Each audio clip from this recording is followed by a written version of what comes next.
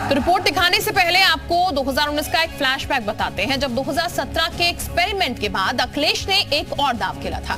सपा के दिग्गजों की नाराजगी के बाद भी वो मायावती के साथ मैदान में उतरे थे, जिसके बाद चुनाव में बुआ बबुआ की जोड़ी मशहूर हुई थी। मगर प्रधानमंत्री मोदी के मुताबिक इस चुनाव में अखिलेश ने बंगाल की बुआ की शरण ली है।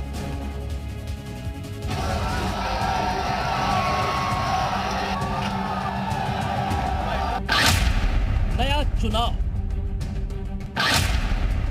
नई बुआ, वाह बबुआ।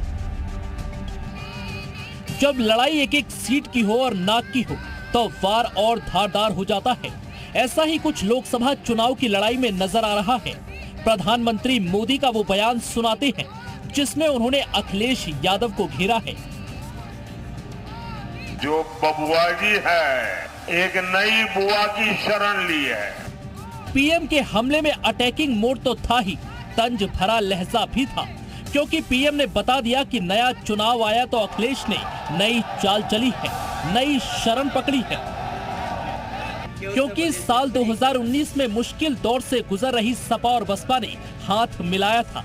मायावती ने गेस्ट हाउस कांड तक को भुला दिया था।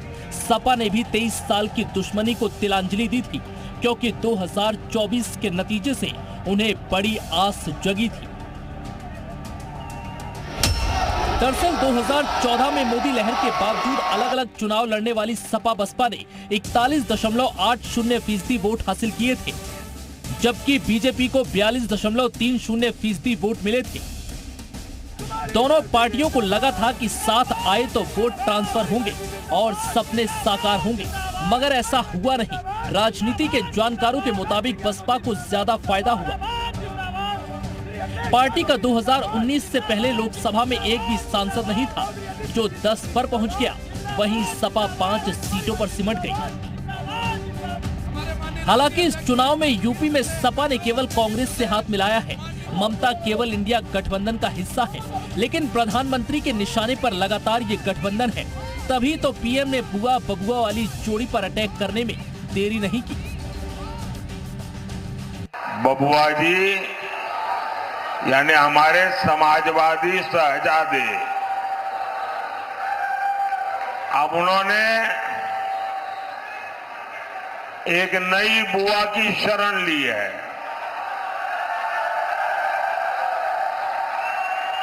ये उनकी नई बुआ जी है बंगाल में। अरे बंगाल वाली बुआ जी ने कह दिया है, इंडी वालों को कहा है